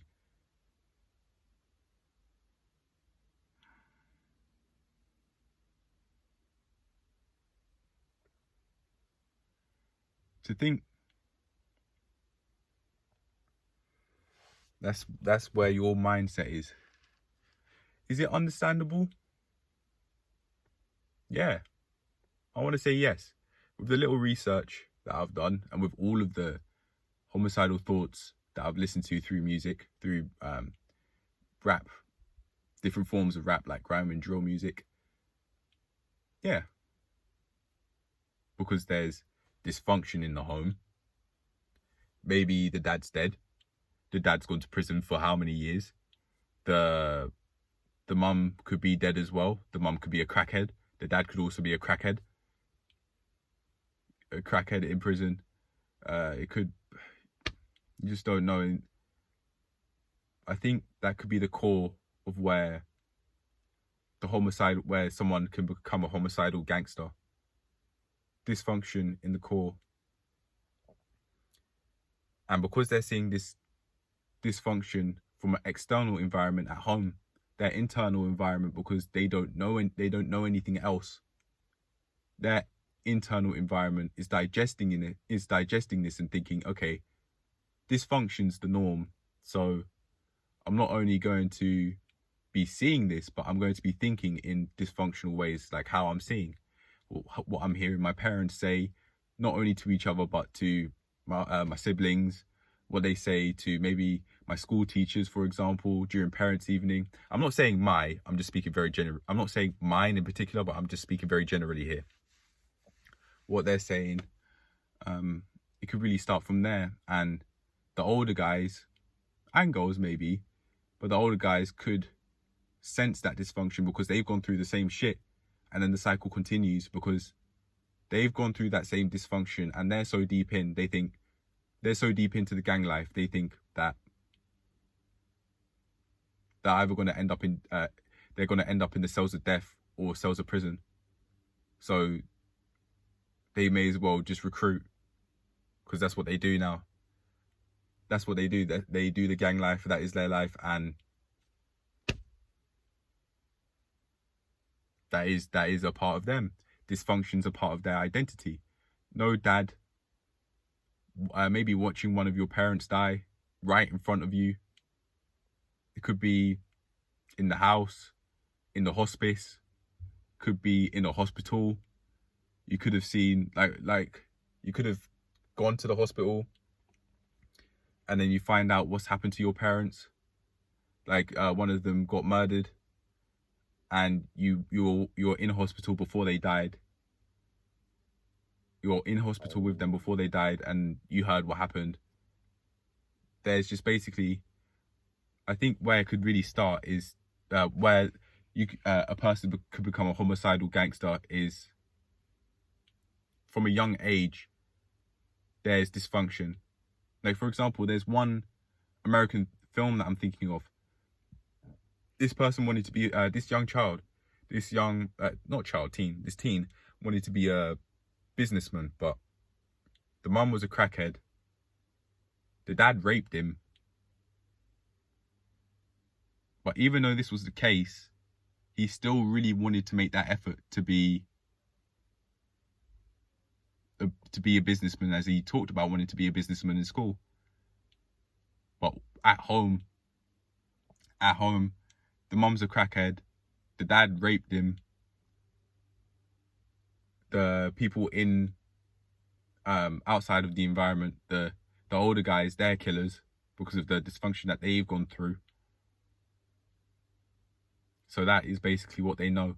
Even if they have aspirations, all they know is drug dealing and murder, and they have their own dysfunction that would fuel them wanting to do that. It could even be a matter of them not even necessarily having resentment, but as far as they're concerned, their age, for example, they're age 12. This person is age anywhere from age 10 to age 12, and they can very clearly see that their mum's struggling and the dad's nowhere to be seen to be able to help pay rent. And this 10-year-old is now facing very adult circumstances in which they, as the 10 to 12-year-old, have got to put money on the table to be able to make sure that they still have a house under their head.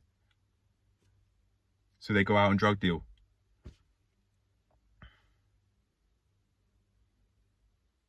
There's a lot to talk about in this video, but I think I'm going to leave it here because the phone is about to die any minute now. So this is me out. I've been able to work through resentment and understand that when I was a teen, I absolutely hated myself. And I now know that I could carry on hating myself. Not that I do now, but I could put myself in that mind space again if I don't do what I set myself to do. It's much more serious to me now than it ever has been with that mindset change that I've just experienced. But make the art of transforming your life a daily habit, and trust me, your mind will change, just like how mine has in real time when speaking about this. All right, take care of yourselves. Please make the art of transforming your life a daily habit for your own sake, regardless of what situation you're in. Bye.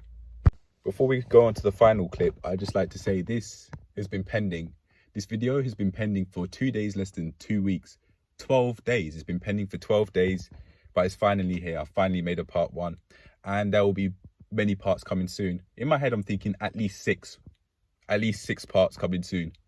There's a lot to say. There's a lot I have on my mind about this, and it really holds a deep place in my mind and my heart. So I'll absolutely be releasing more videos based on this topic. But for now, on with the final clip, and I'll see you in the next one. Bye. I'll make it a priority to produce more exercise footage than I did today. But instead of banging that reminds me of the exercise footage that I actually have shown today. Instead of banging guns, bang the weights, bang out some push-ups. You may You may fail the first time, for me, like how I did, but that's okay. You'll eventually, if you keep working at it, your life will transform and you'll be able to do 5 in a row, then 10 in a row, then 20 in a row of proper form, and so on. And you may even start a calisthenics journey instead of shooting and shanking people. That's just some food for thought there, like how my sister said in that serious conversation, but that I had with her. But yeah, on with the final clip. I'll see you in the next one, and I'll make it a priority to provide more exercise footage than I did in today's video. I provided less than a minute of me doing like 2 failed push-ups. But yeah, on with the final clip. See you lot later. One last thing before I go, I'd also remember actually calling myself things like an idiot or a fucking idiot from time to time, especially as a teen, maybe during, for example, like year 11 times, maybe at the end of the GCSE times, maybe. So I do remember. I'm now having blurry memories of the times that I call myself an idiot, or maybe even when I was younger and I did something that I didn't want to do. Regardless of how minor, I may have called myself an idiot or a fucking idiot. That's how I'd word it. There may have been other ways I would have said the same thing, but I don't remember them at this point in time. If they are, they'll reveal themselves, just like how I've had that revelation that I really hated myself when I was younger. Not only did I have resentment towards my family, but I had a much stronger resentment towards myself, more importantly than anything, than I realized. And people who have put themselves in a homicidal mental space may also be experiencing the same thing. This video itself absolutely does not do it justice. This part 1 absolutely does not do it justice. I basically have said absolutely nothing that was in the pad, barely anything that was in the pad. So I've got to carry on actually making these videos, and I'll make it an ongoing series to talk about this topic, because I'm nowhere near done, and I know I'm nowhere near done. So yeah, that's me out. Take care of yourselves. Make the art of transforming your life a daily habit, and your mindset will change in ways you want. Maybe the growth will happen at unexpected times and in unexpected ways. It will. Just like how it has for me, I predict that it will do both. It won't be one or the other. It will be both. Maybe not at the same time, but overall it will be both at unexpected times and in unexpected ways. Sometimes it will be one or the other. Sometimes it may be at the same time, but overall you'll experience both. From my personal experience, if you go on self-improvement, that's what I've experienced. So I'd advise you guys to do the same for the sake of yourself, saving yourself from your past self, who could have genuinely been so destructive.